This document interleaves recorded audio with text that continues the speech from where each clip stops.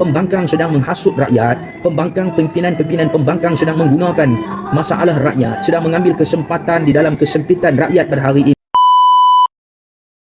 Dan abang, ini ramai di kalangan ahli-ahli politik, pencacai-pencacai parti-parti politik, hampa sebenarnya menyokong pendatang haram.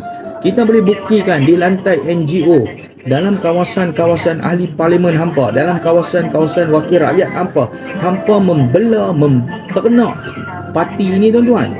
Hampa tak ambil tindakan, hampa tak ambil langsung tindakan tuan-tuan. Sebab itu hampa tak ada level untuk nak bercakap dengan kita di lantai NGO ini. Hampa bercakap adalah melibatkan kepentingan politik hampa.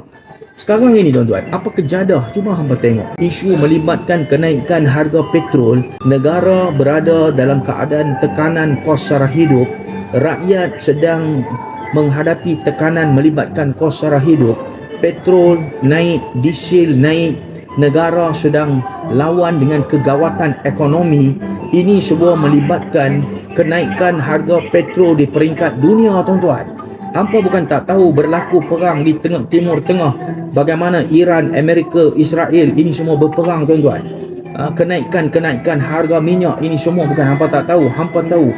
Tetapi pembangkang sedang menghasut rakyat, pembangkang pimpinan-pimpinan pembangkang sedang menggunakan masalah rakyat, sedang mengambil kesempatan di dalam kesempitan rakyat pada hari ini. Dalam keadaan sekarang ini, pembangkang membawa rakyat ke jalanan, pembangkang membawa penyokong-penyokong pengampu politik ke jalanan untuk membuat demonstrasi nak menghentam kerajaan dalam keadaan ketika ini. Sebab itu saya nak bagi tahu, mengambil kesempatan atas kesempitan rakyat sekarang ini, pembangkang cuba nak menjatuhkan kerajaan, mereka nak mendapatkan kuasa dalam keadaan sekarang ini.